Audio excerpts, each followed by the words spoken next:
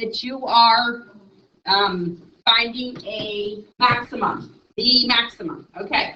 Now, what you're not going to probably find here is most of these problems are not going to have endpoints, and we'll talk about that throughout. But we are looking into EBT, so we're going to be looking at critical values. The max and the min can only occur at critical values, and where else? Critical values and endpoints. That's right. Okay. But a lot of times in real life, we don't really have the endpoints, and you'll see what I'm talking about. Okay. The number of the first number squared. So we have two numbers. What are you going to call them? X and Y. Sounds like a plan. We'll call the first number X and the second number Y. I did. I am. Valid. Okay.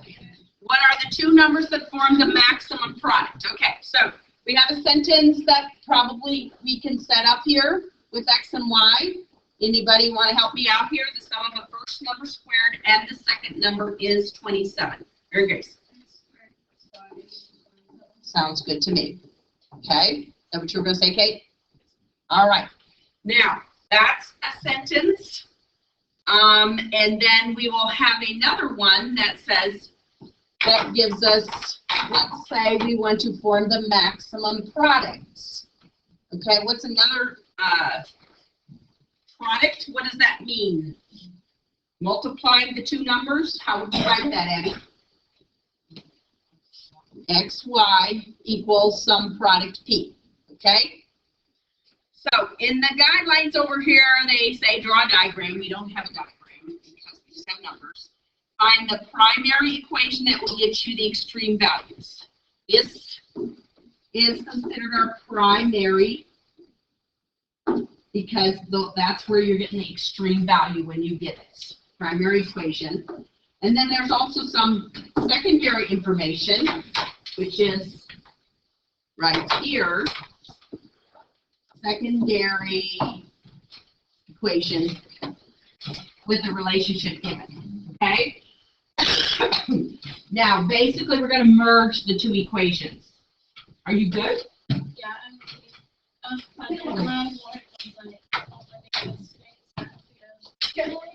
Someone mess up? I messed up. Oh, shoot. Well, I'm recording this, so it'll be on there. All right. Congratulations to your work. All right, so we're going to merge them. That's what, write the primary in terms of one variable. Okay. And please note, solve using derivatives. So the P is kind of just leave it alone. It's going to be your P prime, or if you want M for maximum, M for minimum, yada yada. Okay, so we're going to put these together. Who can do that? What do you want to do to put those two equations together? Solve for one and put it in the other. Now we're putting the black in the green. Okay. So I think that would be a good plan. What does Y equal? You mean 27 minus X squared? Okay, so then we're going to put that in for that. So we will have X times 27 minus X squared equals some product. Okay? All right, now we're on the fifth step already. Solve using derivatives. Okay? Now, we don't have to worry about implicit. We just have to worry about one single variable because this is like your Y. Y equals a lot. Let's do. Okay. Do we want to do anything before we find the derivative? I think that's a good idea. Distribute. Okay. All right. Now, what's P prime read? Read. That's okay. Very good. Okay. All right. Now, we're looking for a maximum value. We're looking for X. We need critical values because the critical values are where those max and mins are going to occur. Let's how would we find a critical value? Where's that located again?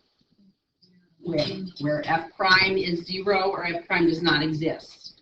Okay, does f prime equal 0? Okay. 3x squared equals 27, x squared equals 9, x equals plus or minus 3. Those are our critical values. Are there any where the f prime does not exist? Polynomial? No. Okay. So these are your critical values. So remember on the EBT, we took our critical values and we did the value of P. Okay? And then we did endpoints if we have any. Let's think about a maximum number. Can you think of a maximum number? Well, I can think of one bigger. You can think of a bigger one. I can think of a bigger one, right? So there's no maximum number, so that's why we don't really have any endpoints here. You know, if they said we want it to be positive, then there would be, you know, that. We have to be an integer, a positive integer, yada, yada. But we have no endpoints, so that's what we have. All right, P, remember, equals x times y from the beginning. All right, so I guess we should find y, huh? All right, remember y was 27 minus x squared. So 27 minus x squared when y is 3 and when x is 3 and negative 3. They both equal 18, right? 27 minus 9. Okay, so x times 18, x times 18. What is 18 times 3? Negative 54. And positive 54, what's the maximum? That's right here. Okay, so let's make sure we answer the question. What are the two numbers that form the maximum product? Okay, so the two numbers that form the maximum product are what and what? 3 and 18. Okay. Sometimes they'll ask you for the maximum product, sometimes they won't, but you have to find it before you can figure out what the maximum is, okay? So this is really the answer to what we want. So that's an optimization problem. Find the maximum or minimum thing, find the secondary equation, merge them, to find the derivative, find the critical values, okay? So from here, this step right here was all, remember, we have to find the critical values, and then where they find the, and remember that's where the derivative equals 0 or the derivative doesn't exist. And then we have to figure out all the rest of it. So it's pretty complex. But the good thing about these kind of problems, even though each problem is kind of complex, they don't get like awful. They're not really bad, like so much going on. Okay, they're fairly easy to understand, the words. All right, new problem. A farmer has 2,400 feet of fencing and wants to fence off a rectangular field that borders a straight river. He needs no fence along the river. What are the dimensions of the field that has the largest area? So I'm thinking we should probably draw a figure, right? What should our figure look like? There's my river. There's my fence, rectangle, right? All right, what are the dimensions of the field? So I should probably put some variables on those dimensions that I don't know, right? What do you want to use, length and width? So L and W, okay? Don't forget you're also putting a fence here. on your other side. We're not putting a fence along the river. Okay, so largest area. Area equals. What does it equal for that rectangle, Jessica? Okay. All right, that's your primary education. That's like the bottom line. Okay. What's my other equation that I know? Let's see. 200. We need 400 feet of fencing. Very good. 2W plus L equals 2,400. Okay, so you've got your, now we're going to merge those two. Okay. The red has to go into the black because the black is the main event here. All right, so which should we solve for, Claire? L or W? W. L might be easier.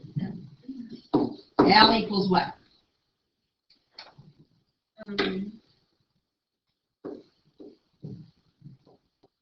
400 minus 2W. And I'm done. Okay, the W would have required an L over 2. Okay, so A equals L, which is being replaced by 2,400 minus 2W times W. All right, let's multiply that out and then we can differentiate. What is that, Kate?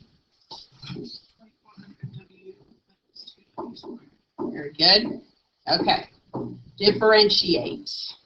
Because that's to get our critical values, to get our max or min. In this case, largest area, what are we interested in, max or min? A max. Maximum area. Okay. All right. A prime, what does it equal, Eddie?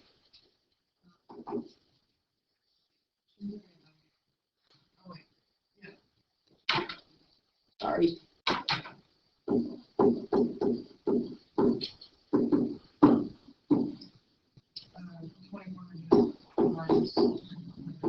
Very good. Okay. Now we have it differentiated. What do we need next to get the, what do we need to get a max or min from an equation, from a differentiated equation?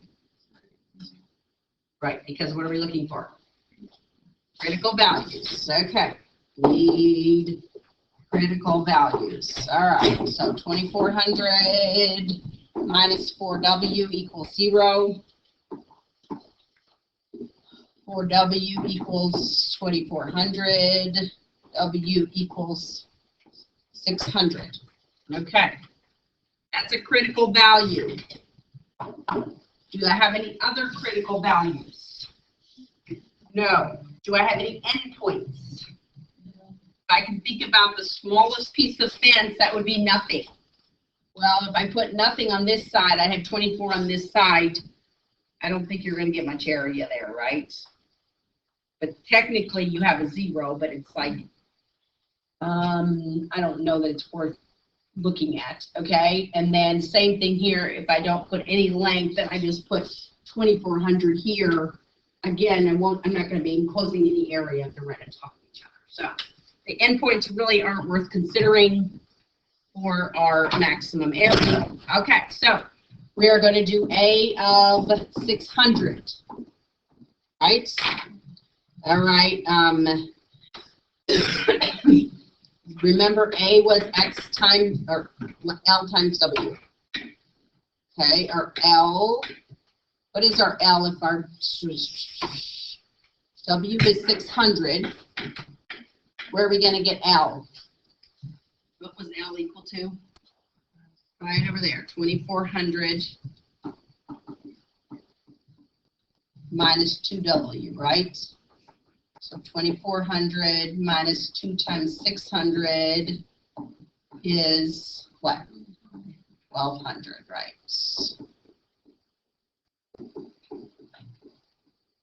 All right, so that's 1,200 here. A of 600 then equals 72 with 1, 2, 3, 4 zeros. 720,000 This is feet, right? Square feet. All right, that's your greatest area. Make sure you answer the question. What are the dimensions of the field that has the greatest area? Dimensions of the field with the greatest area are what? 1,200 feet by 600 feet. Okay.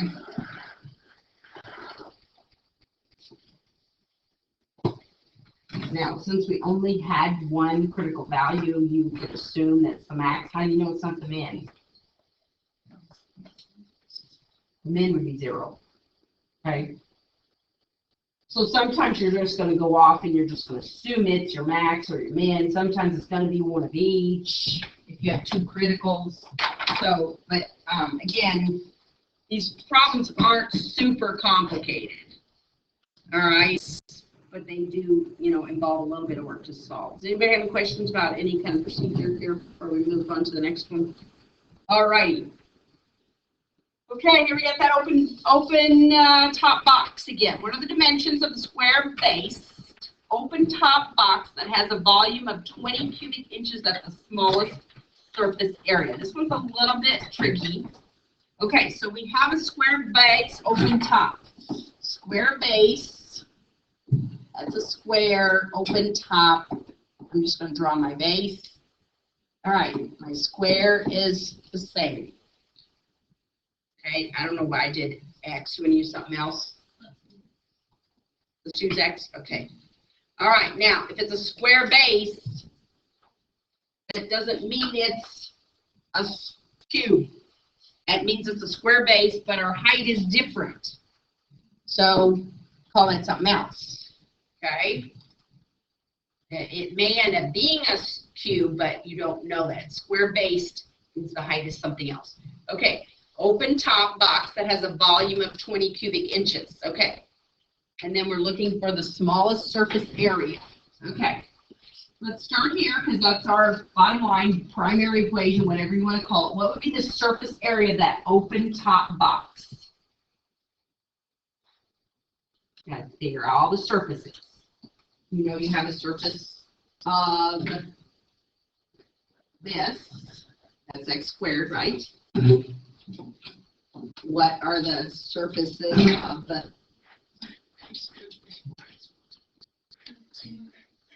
How many of those are we going to have? 4, and what's the area of each one? 4xy. That's right. Very good. That's the surface area. What do you want to call it? A? SA? Okay. Let me change my yellow because yellow doesn't show up too good, I don't think. Okay. So that's your thing that we are looking for minimum now because it's the smallest.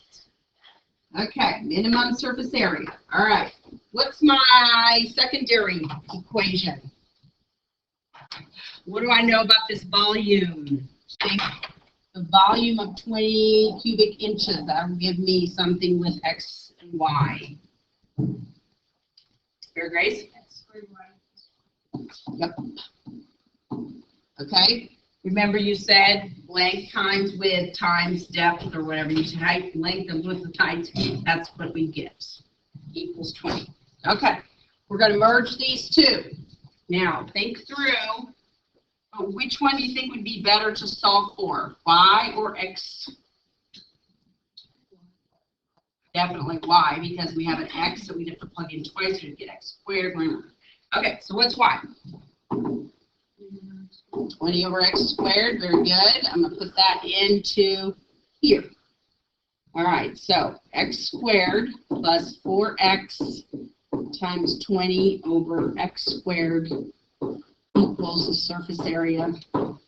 If that variable over there really messes you up, just call it Y.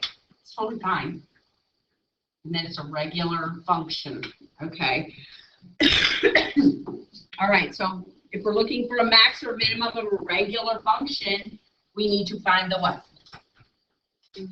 Derivative, so we can find the critical values, so we can find the max or min. Okay. Probably clean that up a little bit. What does that look like? X squared plus 80 x to the, I'm going to differentiate. I want x to the power of, okay.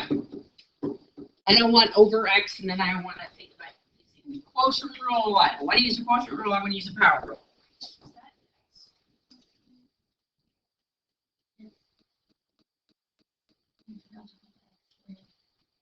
Oh, duh. Okay, thank you. Oh, okay, I was focused on that. Never mind. Okay, differentiates. Angela.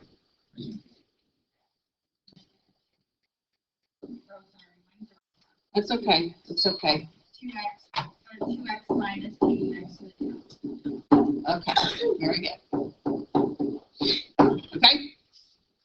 All righty.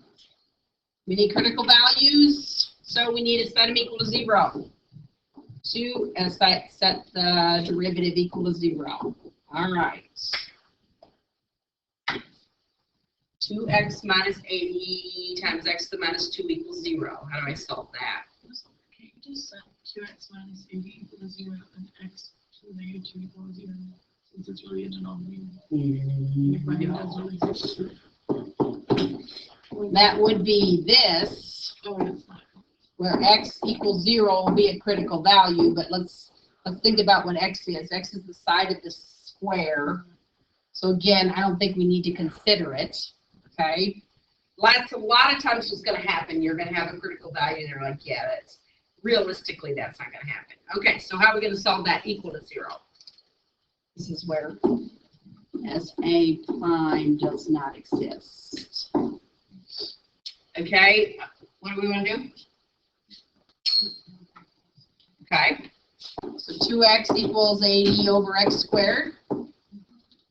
Okay, 2x cubed, good job. X cubed equals 40. X equals, or cube root of 40. Okay. That's 8 times 5, remember? And cube, and 8 is perfect. Nice cube. Okay. We're probably going to need a decimal number anywhere to give us something. Let's see. We're looking for the smallest surface area. Okay. No. That was a major mistake. All right. So I'm assuming this is a minimum, because 0 would be the other smallest area. Okay. We don't have. Is there a maximum area that we could get? Remember, this box is just going to keep growing. So that's why they're not going to ask us for a maximum area. Okay, so this is our critical value, right? However you want to do that. There's a what? Right, but we said, yeah, that's a critical value, but we're not going to really consider that one, because that's just like, it means there's no box if there's no square like side. Okay. So correct, it is a critical value for being persnickety here. All right, so what are we doing? Smallest surface area. I just looked and I forgot. What are the dimensions again? Okay, well, x is dimensions are cube root of 40, which is totally fine. Remember, we don't really care about simplifying that kind of thing that much. If you do it naturally, do it. Otherwise, just leave it like that. Okay, I need a y. Where are we going to find y? What does x plus y equal? 20 over x squared. Okay. All right, 20 over cube root of 40 squared. Okay, so what's that? 42 to 2/3.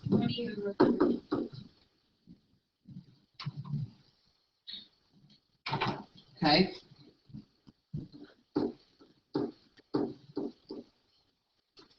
Power over root. Okay, I think it's time for some decimals. Let's do it.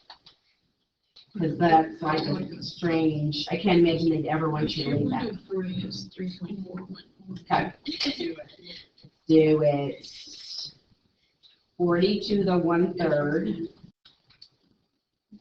is 3.420. For the 2/3.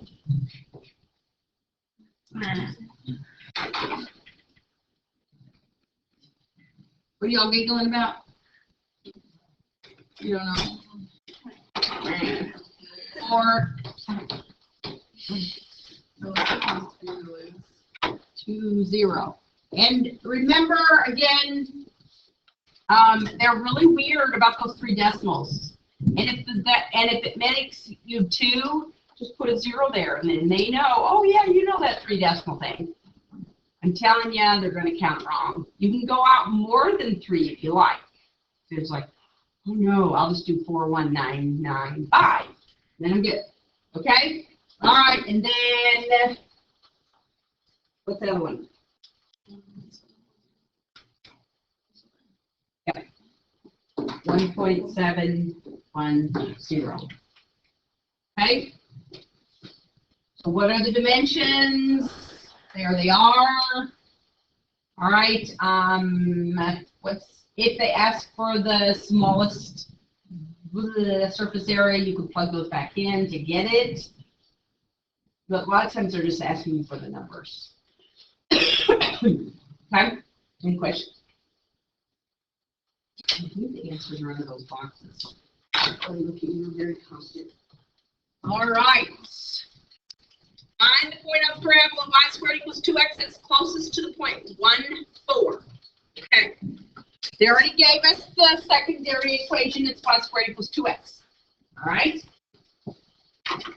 This is your secondary equation. All right. 0.14. So if you want, it's probably be a good idea to pull up y squared equals 2x.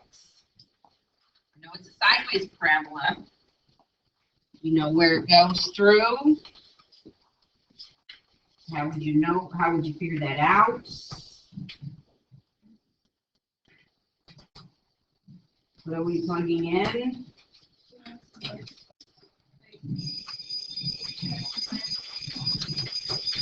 Yeah, you're going to plug in y equals this and this.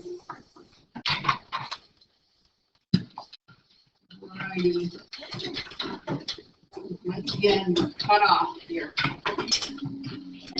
Is this?